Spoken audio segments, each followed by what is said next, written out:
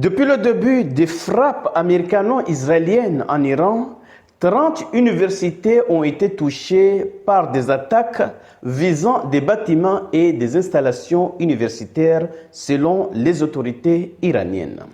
Face à la difficulté de trouver des cibles militaires directes et à l'impasse du conflit, la coalition a maintenant élargi ses frappes à des infrastructures stratégiques du pays, y compris des centres de recherche, des établissements universitaires, des usines pharmaceutiques ainsi qu'aux usines pétrochimiques. Messieurs, partagez cette vidéo au maximum pour faire en sorte que ceux qui ne sont pas encore abonnés puissent également bénéficier de ces informations. Et si vous ne faites pas partie de la communauté, il est temps de cliquer sur le bouton suivre pour rejoindre votre communauté. Mais qu'est-ce qui se passe réellement? C'est dans ce cadre que nous allons aborder en profondeur de cette vidéoconférence. Alors, que disent les sources? Selon les sources, l'Iran documente les frappes américaines et israéliennes contre les universités et les établissements d'enseignement et engagera des poursuites judiciaires après la fin du conflit. A déclaré Aria Novosti, le ministre iranien des sciences, de la recherche et de la technologie, M. Hussein Simaï Safar. Selon lui, aucune plainte n'a encore été déposée auprès de l'ONU. Nous documentons ces crimes.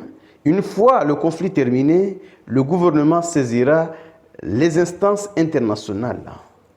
Et le ministre a déclaré qu'au moins 30 universités en Iran avaient été attaquées durant le conflit avec les États-Unis et Israël.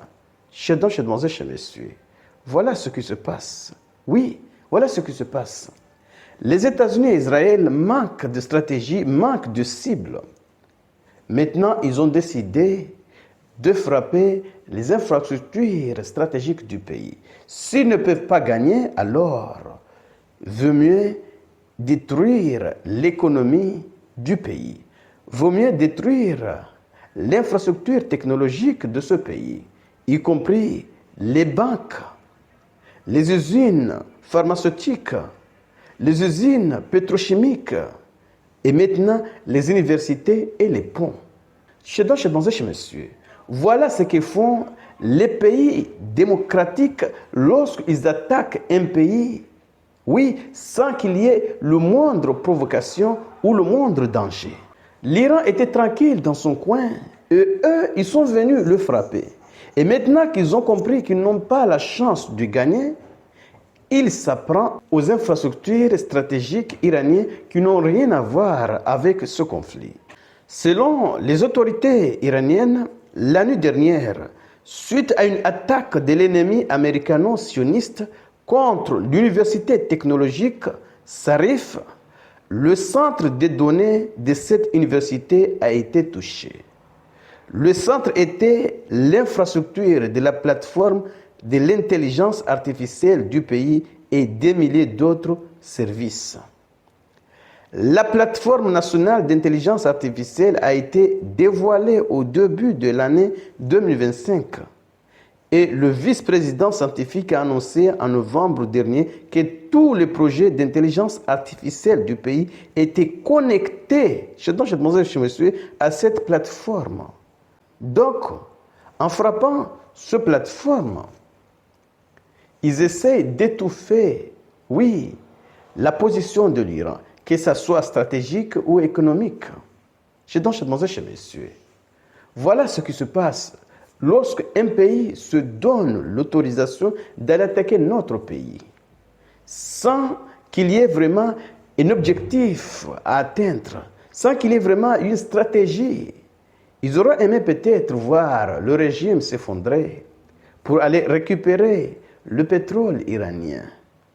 Mais comme ils ont compris qu'il est impossible que ce régime tombe sans une opération terrestre d'envergure, une opération qui pourrait durer des années, une opération qu'ils ne sont pas du tout prêts à mener. Maintenant, ils s'en prennent aux infrastructures de ce pays. Universités, hôpitaux, centres de secours, usines pharmaceutiques, usines pétrochimiques et usines électriques, jusqu'à ce qu'ils détruisent maintenant les ponts de ce pays.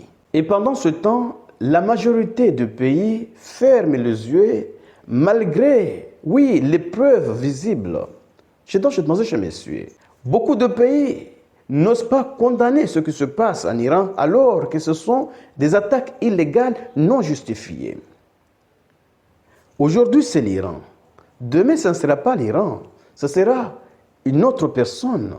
Oui, ce sera le tour de notre pays. Il est temps que les gens se réveillent. Il est temps que les gens se réveillent. L'Espagne s'est réveillée. Oui, l'Espagne s'est réveillée en disant que regardez ce genre d'action et rester bouche bée, oui, sans les condamner, ce n'est pas de la prudence, c'est de la lâcheté. C'est de cela qu'il s'agit. Messieurs, partagez cette vidéo et surtout, restez connectés pour la suite des événements. Merci.